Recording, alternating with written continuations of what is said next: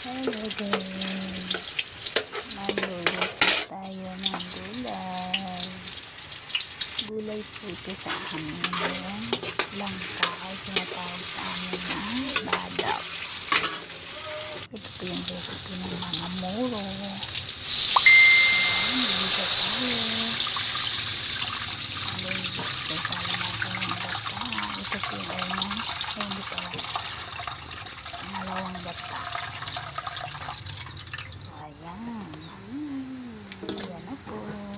Ulog naman natin yung bunad. Para mas masarap pag may lasang bunad. Mekos-mekos natin sandali. And then, ulog na natin yung gulay natin. Langka. Ayan na. Sarap po yan. Ayan, mekos-mekos natin. Ipapatulog muna natin sa sabaw para pumalambot. Okay, ito na po.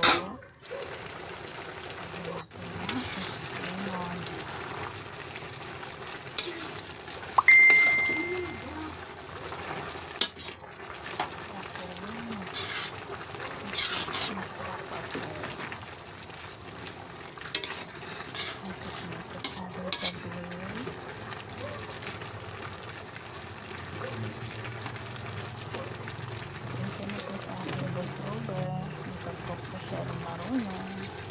Ayan. Yung unang gata naman lalagyan natin.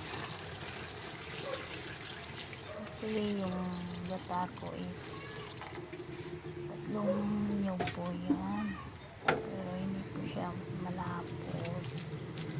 Ayan, yun pa rin po paggata. Nagkasaglit.